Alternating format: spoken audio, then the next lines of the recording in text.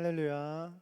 네, 지금은 10월 12일 월요일 새벽 예배 시간입니다. 우리 함께 사도신경으로 우리의 신앙 고백하도록 하겠습니다.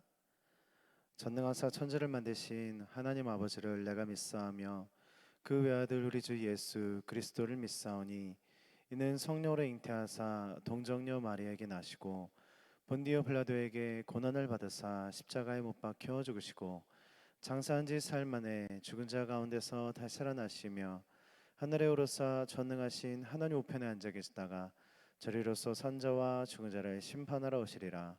성령을 믿사오며 거룩한 공예와 성도가 서로통하는 것과 죄를 사해 주시는 것과 몸이 다시 사는 것과 영원히 사는 것을 믿사옵나이다. 아멘. 이 아침에 우리가 함께 읽으실 하나님의 말씀은 에스더 9장 7절에서 욥기 2장 9절까지의 말씀입니다. 에스더 9장 7절에서 욥기 2장 9절까지의 말씀 읽으신 후에 다시 핸드폰 재생하셔서 말씀 들으시면 되겠습니다.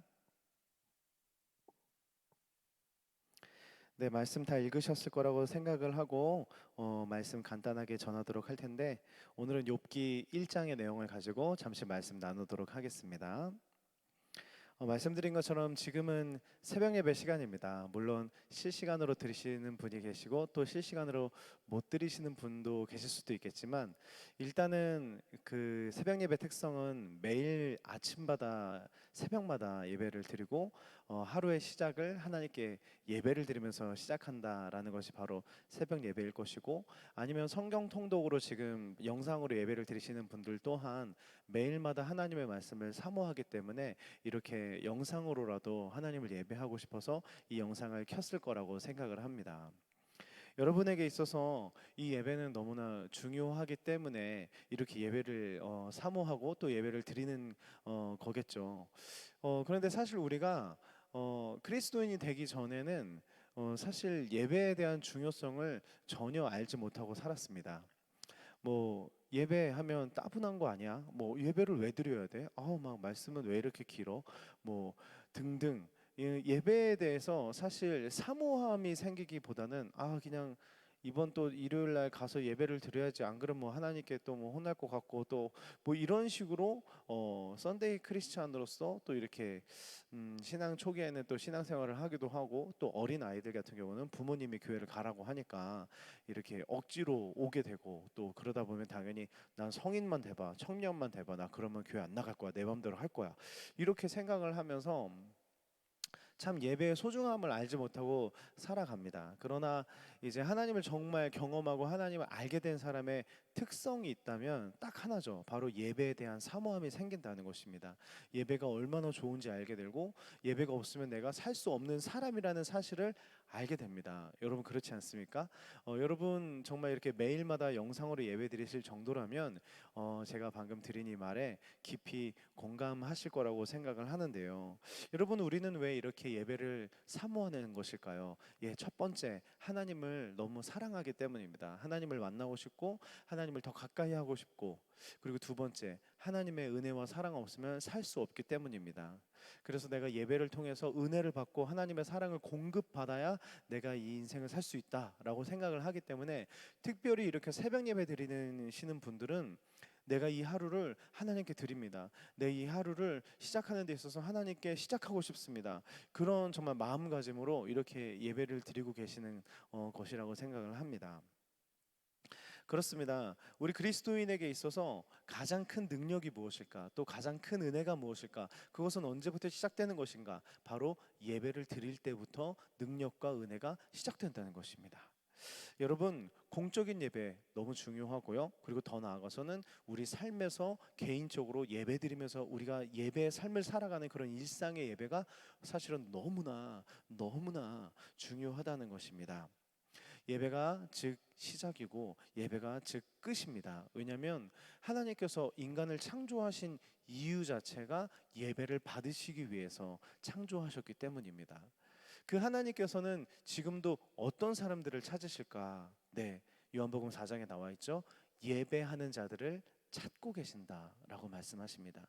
교회에 나오는 사람을 찾는 것이 아니라 신령과 진정으로 예배 드리는 자를 찾고 있다라고 분명히 말씀하고 있다는 것이죠. 오늘 우리가 보는 이 욥기, 이제 욥기가 정말 이 장성환이 분량이 이제 시작을 할 것인데, 사실 우리가 욥기 하면은 대부분 뭐 주일학교뿐만 아니라 우리가 사실 이렇게 강단에서 설교를 할 때도 거의 대부분 1장 아니면 2장까지만 설교를 합니다. 그래서 욥기 하면은 모든 것을 다 잃어버렸는데도 주신 것 다 주신 것 여호와시오, 거두신 것도 여호와십니다, 이렇게 찬양을 하는 그냥 욥의 모습만을 이렇게 설교를 하고 또 듣고 하다 보니까 욥기가 그냥 그런 내용일 것이다. 정말 고난 속에서도 모든 거를 정말 잘 견디고 막 하나님을 예배하는 정말 그런 멋진 욥의 모습만을 생각하지만, 사실은 그것은 2장까지밖에 나오지 않고 욥의 진짜 진실된 모습과, 그리고 욥이 그 삶에서 어떻게 변해가고 어떻게 성장하지 하는가, 그래서 인간이라는 그 퀘스천, 인간이 어떤 존재인가를 정말 여실히 보여주는 것이 욥기이지, 단순히 그냥 1장 2장의 욥의 그 내용만으로, 그 고백만으로 욥기를 다 해석하는 것은 참 우리가 많은 오해의 여지가 있다, 소지가 있다라고 말씀을 드리고 싶고요. 그럼에도 불구하고 또 오늘은 욥기의 1장을 가지고 설교를 할 것이고, 때문에 조금 더 욥의 그런 좋은 모습을 가지고 먼저 설교를 하도록 하겠습니다. 여러분, 욥기의 1장의 내용은 너무 뭐 잘 알고 있을 거라고 생각을 합니다. 하나님께서 너무나 자랑스러워했었던 사람 욥. 그래서 하나님이 막 사탄에게까지 막 자랑하실 정도로 저 의인 욥을 보느냐, 저 사람이 정말 의인 중에 의인이다, 이렇게 자랑을 하고, 그때 이제 사탄이 그런 말을 하죠. 막 모든 것이 막 잘 되고 막 모든 것을 누리고 있으니까 저 사람이 저렇게 하나님을 잘 섬기는 거지, 모든 것을 다 빼앗아가 버리면은 그렇지 않을 겁니다라고 이렇게 사탄이 시험하는 장면이 나옵니다. 그리고 뭐 잘 아시는 것처럼 그 모든 것을 다 빼앗기게 되는데, 여러분, 일단 욥은 어떤 사람인가라고 한다면 말씀드린 것처럼 흠이 없고요, 정직하고요, 그리고 하나님을 경외하고 악을 멀리하는 의인입니다. 그렇다면 욥이 이런 사람이라는 것이 어디에서 드러날까요? 어디에서 드러날까요? 모든 것을 갖고 있기 때문에 그 사람이 그런 걸까요? 모든 것이 막 하는 대로 잘 되기 때문에, 아주 큰 성공을 했기 때문에 그가 정말 신실한 그리스도인이요, 정말 하나님이 인정하시는 사람일까요? 그렇지 않다는 것입니다. 우리가 1장을 보면 서두에 계속해서 반복되는 장면이 나오는데, 어떤 것이 반복되냐면 욥의 행실, 즉 욥이 항상 예배하는 사람이라는 것을 1장에서 이렇게 먼저 보여주고 시작을 한다는 것이죠. 즉 욥이 정말 의로운 사람으로서 인정받고 그럴 수 있었던 그런 정직한 이유가 어디에 있느냐, 바로 예배하는 사람이었기 때문이다라는 것입니다. 그는 날마다 항상 예배를 드렸던 사람으로 보입니다. 그는 항상 자기 자신을 위해서 예배했을 뿐만 아니라, 자기 자녀들이 많이 있지만 예배를 드릴 때마다 자기 자녀들 숫자대로 매번 예배를 드렸다라고 이렇게 성경에 쓰여져 있습니다. 즉 그 예배가 즉 욥의 정체성이었다는 것입니다. 그러니까 욥의 힘은 예배였고, 욥의 능력도 예배였고, 욥이 정직하고 의로울 수 있었던 이유도 예배였다라고 보여줄 수 있는 장면입니다. 그런데 이제 사탄 마귀가 이 욥을 치고 욥의 것들을 다 빼앗을 때, 아주 흥미로운 것은 가장 먼저 빼앗아 간 것이 무엇이냐라고 한다면 바로 짐승들을 죽였다는 것입니다. 그러니까 욥이 갖고 있는 짐승들을 다 죽였다라는 것은 무슨 의미입니까? 바로 하나님께 제사 드릴 제물들을 다 없애버렸다라는 뜻이라는 것입니다. 그 다음에 자녀들까지 다 이제 죽게 되기 때문에 욥은 이제 더 이상 예배를 드릴 힘도 없어지고, 예배를 드릴, 죄송하지만, 이유도 없어진 것입니다. 그렇습니다. 사탄 마귀가 욥에게 있어서 정말 가장 먼저 빼앗고 가장 중점적으로 빼앗은 것이 있다면 바로 예배를 드리는 그 행위라는 것입니다. 재물을 빼앗고 자녀들을 빼앗고, 그렇게 해서 욥이 예배할 수 없는 환경과 그런 마음가짐, 그런 이유를 만들어 버렸다는 것입니다. 그처럼 사탄은 가장 싫어하는 것이 바로 예배입니다. 사탄이 가장 두려워하는 사람도 예배하는 사람입니다. 때문에 사탄이 가장 중점적으로 하는 일이 무엇이냐? 바로 예배를 방해하는 것입니다. 그래서 정말 우리 성도님들도 많이 느끼실 것 같아요. 아니, 꼭 예배 드리기 직전에 무슨 일들이 생겨요. 그렇지 않습니까? 꼭 예배 드리려고 딱 나가면 갑자기 막 자녀들이 막 속을 뒤집어 놓는다든가, 갑자기 막 남편이나 아내가 막 무슨 일이 생기다든가, 갑자기 업체에서 전화가 온다든가, 예배를 꼭 드리려고 하면 갑자기 바쁜 일이 생기던가, 아니면 어디가 아픈다던가. 물론 우연일 수도 있어요. 그렇죠? 그러나 저는 정말 예배를 인도하는 사람의 입장으로서 그런 일을 너무나 많이 겪습니다. 예배 시작 전에 멀쩡했던 기타가 뚝 끊어진다든가, 갑자기 시스템이 먹통이 된다든가, 정말 많은 경험을 했어요. 갑자기 어떤 사람이 막 말로 막 속을 뒤집어 놓는다든가. 근데 그럴 때마다 저는 처음에는 많이 시험에 들었었던 것 같아요. 많이 당황하고. 그러나 나중에는 입버릇으로 그것을 바꿔버렸습니다. 오늘 은혜 받는 날이구나, 이렇게 말을 바꿨어요. 그래서 누군가 내 속을 확 뒤집어 놓으면, 왜 저래? 예배 시간 전에 꼭 저래야 돼? 막 이렇게 마음이 들긴 하죠, 사람이니까. 그러나 말로 바꿉니다. 아이고, 이 사탄 녀석이 또 오늘 아주 애를 쓰는구만. 오늘 아주 은혜 받을 날이라서 이렇게 그냥 애를 쓰는구나, 노력하시는구나, 아주 그냥 이렇게 제가 약간 사탄을 비꼬으면서 이야기를 하거든요. 여러분, 근데 이것은 사실입니다. 우리가 예배를 못 드리도록, 그리고 예배 자리까지 못 가도록, 그리고 핸드폰을 못 키도록 만드는 것이 사탄이 아주 중점적으로 하는 일이라는 것입니다. 여러분, 이제 말씀을 마무리하면서, 예배는 정말 많은 표현과 또 많은 주제와 많은 중요성들이 있습니다. 엎드리는 것, 또 뭐 찬양 드리는 것, 뭐 가치를 인정하는 것, 하나님의 은혜를 기억하는 것, 뭐 막 수많은 예배 요소와 예배 주제와 정말 많은 것들이 있습니다. 근데 그 중에서 저는 오늘 아주 또 중요한 예배의 행위를 하나 말씀을 드리고 싶은데, 바로 두 손을 드는 것입니다. 예배를 드릴 때, 우리가 찬양을 드릴 때 특별히 우리가 두 손 들고 고백합시다. 사실 좀 바라는 것은, 제가 이제 찬양 인도를 할 때 좀 그 말을 이제 좀 안 했으면 좋겠어요. 그러니까 제가 우리 두 손 듭시다 이렇게 말하지 않고도, 우리 성도님들이 정말 알아서 두 손 들고, 그리고 이제 두 손 들고 찬양합시다 그래서 찬양하다가 이제 후렴구 딱 끝나면 그냥 자연스럽게 확 내리는 막 그런 게 아니라, 정말 내가 들고 싶을 때 들고, 그리고 막 두 손 들고 찬양합시다 그래서 찬양 끝나도 계속 들으면서 하나님의 은혜를 기억하는, 정말 그런 우리가 예배를 좀 드렸으면 좋겠어요. 근데 왜 이렇게 두 손을 드는 거에서 대해서 말씀을 드리냐라고 한다면, 예배라는 것은 말 그대로 두 손을 드는 행위이기 때문입니다. 즉 항복. 예배는 즉 항복입니다. 항복. 주님, 저는 아무것도 아닙니다. 주님, 저는 할 수 없습니다. 주님, 저는 주의 은혜 없으면 살 수 없습니다. 여러분, 이게 바로 예배에서 아주 중요한 의미라고 생각을 합니다. 주님, 저는 할 수 없으니까 제 손 잡아주세요.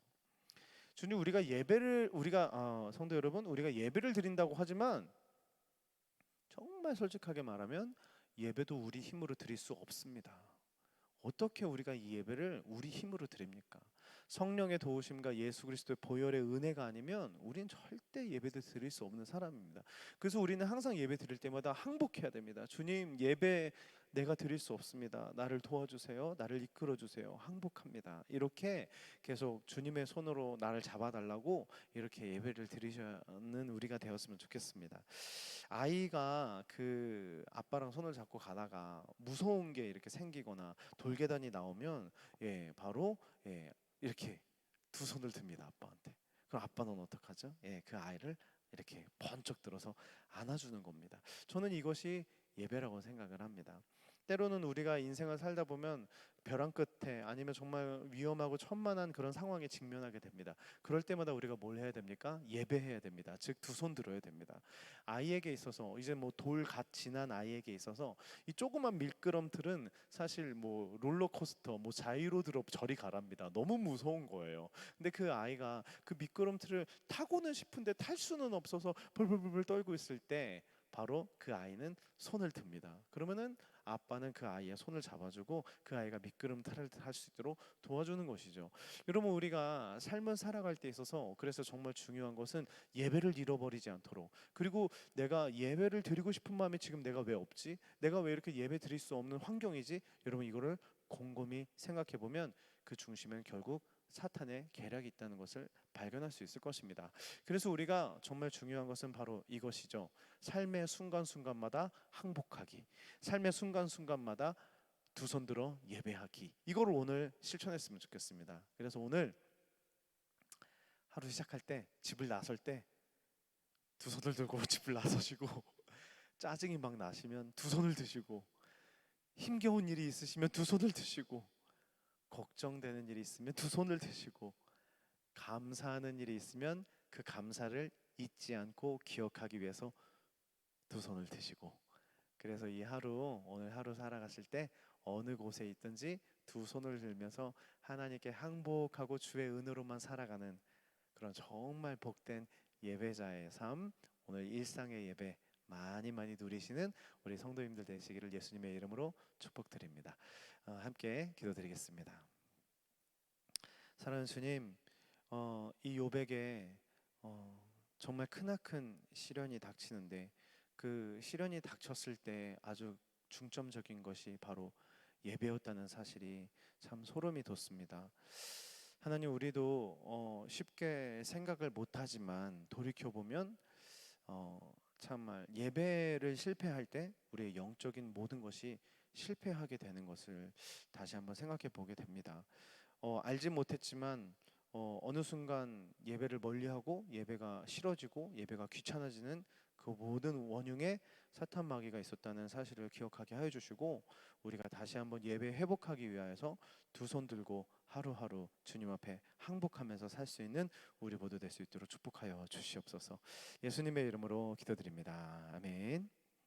하늘에 계신 우리 아버지여, 이름을 거룩히 여김을 받으시오며 나라가 임하옵시며 뜻이 하늘에 이루어진 것 같이 땅에서도 이루어지리이다. 오늘날 우리에게 이러한 양식을 주옵시고 우리가 우리에게 죄진 자를 사준 것 같이 우리의 죄를 사해 주옵시고 우리를 시험에 들게 하지 마옵시며 다만 악에서 구하옵소서. 대개 나라와 권세와 영광이 아버지께 영원히 있사옵나이다. 아멘.